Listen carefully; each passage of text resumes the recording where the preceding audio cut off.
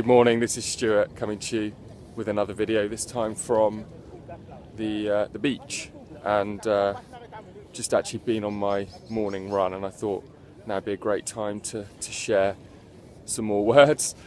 So in my previous video, if you checked it out, I talked about what I see as being one of the most common reasons for people failing with their online business, and in summary, we kind of came to the conclusion together, I hope, that it's really down to people's commitments and not following through with those commitments. And I felt that the antidote in my life was having a big enough vision to make sure that I always followed through when I felt tired, lazy, things got in the way, personal issues, etc, etc.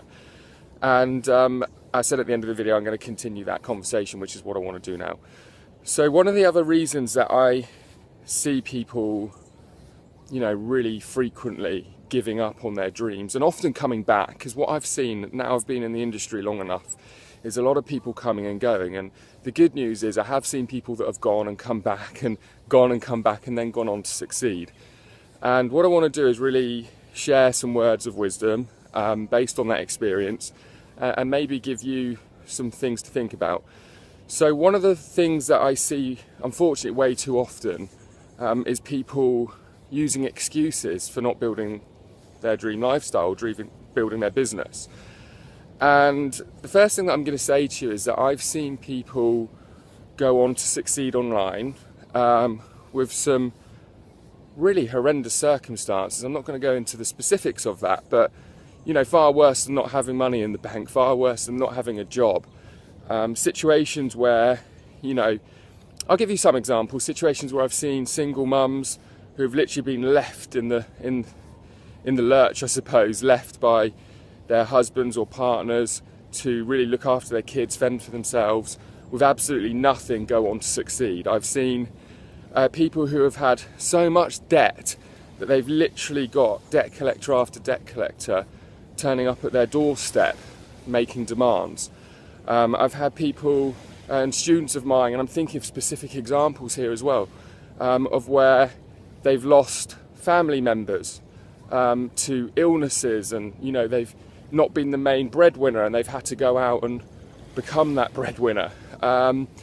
Yet often people use the excuse of not doing their online business because of stress, or because things are a bit tough. And let me tell you, like I said, when you see such a range of people, a diverse range of people succeeding, you do come to realise that most people don't go on to build their businesses because of excuses.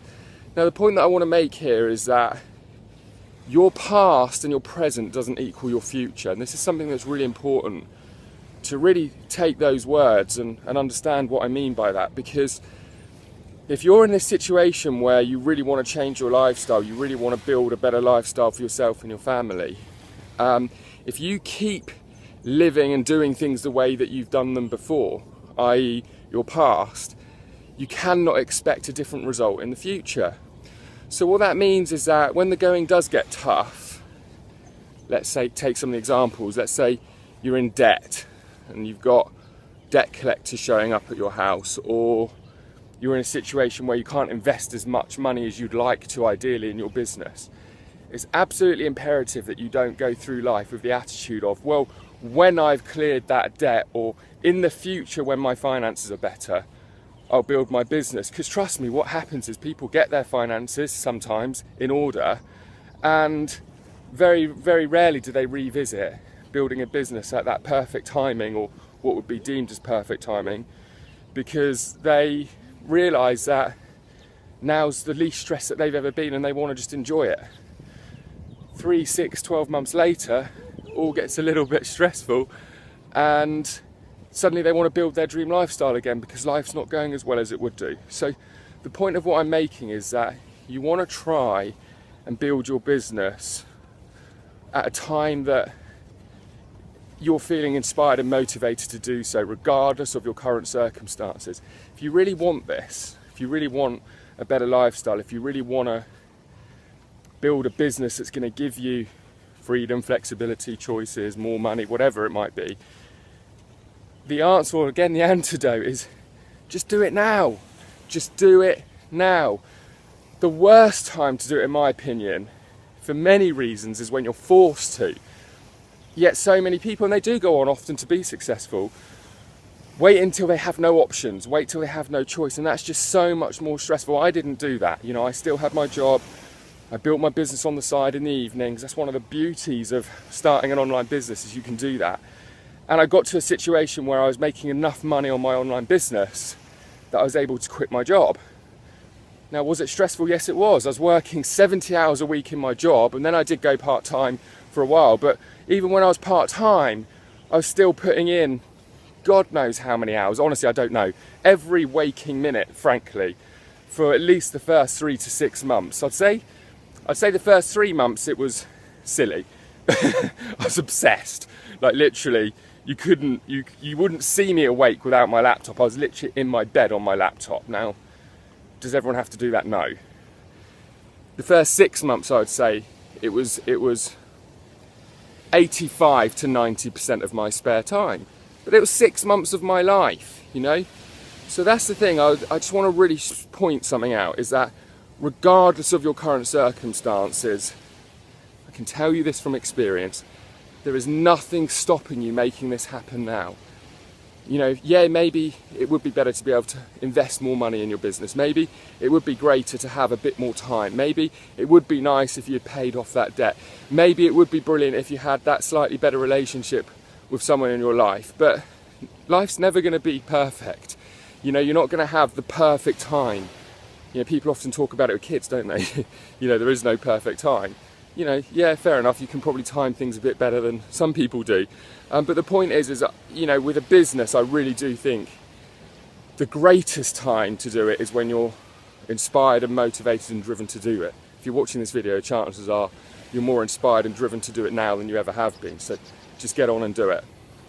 Now, to wrap up this video, I want to talk about another distraction which really often stops people succeeding, and that is listening to the naysayers. You know, when you first get started online and you're working extra hours and you're putting your spare money into your business, and maybe you don't have much disposable income to go and do the things that you're used to doing, or you don't have the desire to do the things you used to do, you're going to come up with more naysayers. You're going to come across more naysayers than you ever have done. Family, friends, people around you, you know, everywhere there's going to be people telling you why you shouldn't build a business, stick to what you know, why it wouldn't work. And here's my question for you: why would you listen to people that haven't created what you want to create, who haven't done what you want to do?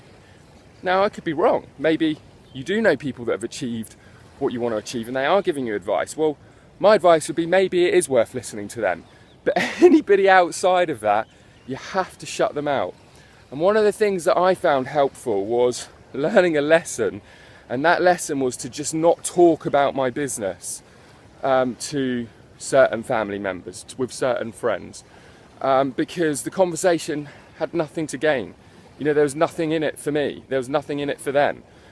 Maybe it just made them feel less inspired with their lives, and because they were too lazy to do something about it, maybe it made them feel bad and that's why they reacted. Or it could even be that they wanted to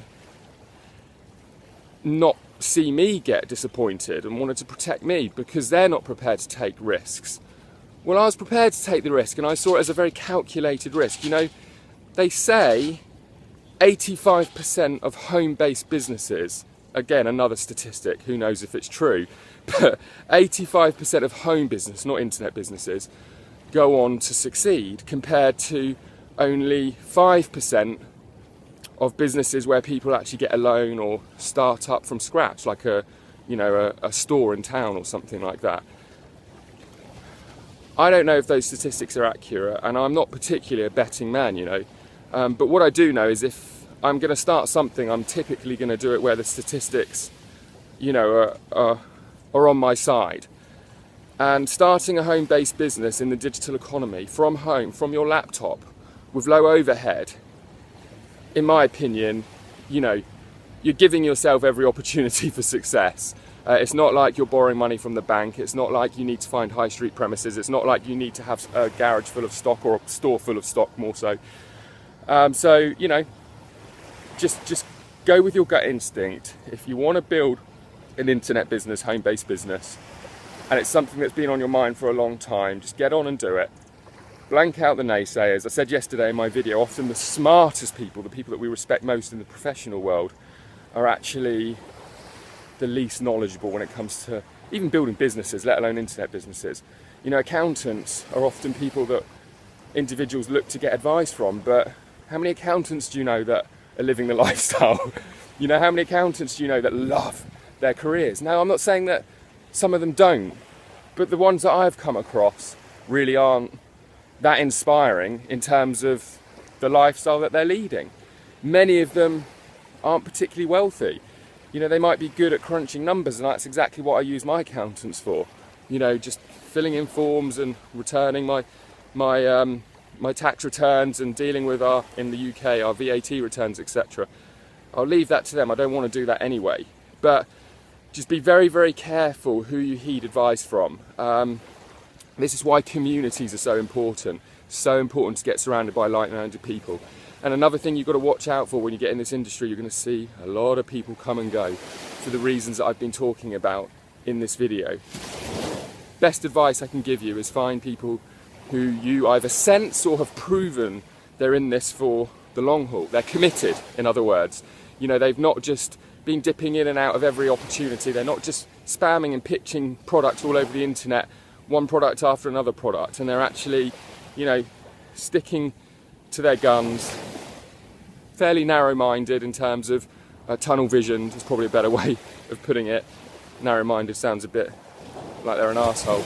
I'm not talking about arseholes. I'm just talking about, you know, people with, you know, tunnel vision to success and loyal to themselves, their goals, and the businesses that they're building. These are the type of people you want to be surrounded by. I'm very proud to say at SFM we have a ton of them. We also have people that come and go. We also have people that dip in and try and get results and change their lives in 6 weeks, and are very disappointed when they don't. And that's why you've got to watch out for those people, because it's discouraging. So just get yourself in the right environment. Don't listen to the naysayers. Control your environment, control your conversations, and just get that big vision I spoke about in yesterday's vision, because that's what's going to follow you through. Goals. I set goals all the time. Some of them I exceed, supersede my own expectations and goals. Sometimes I don't hit them. A vision is what carries me through, though. You know, if you've got a big enough vision, somehow you'll get there. It's kind of like, imagine a vision being up in the sky behind the clouds. You know, imagine there being stairs up to that vision. You take 3 steps and you look up and you still can't see the end destination. You take another 3 steps, what do you see? Well, you see the next 3 or 4 steps, but you still can't see the end destination. You take another 3 steps and guess what? You only see the next 3 or 4 steps or 10 steps, whatever, you know. But the steps keep being revealed. You keep getting closer to that vision because you're persevering, because you're following through, and because you're committed, and you're not letting the naysayers distract you and take you back down the stairs, or even worse, get the elevator back down with them to the ground floor, where they're probably sat in an office right now, frankly, giving pretty bad advice. So anyway, thanks for coming through to check out this video. I'm going to keep them coming, and look forward to seeing you very, very soon. Over and out.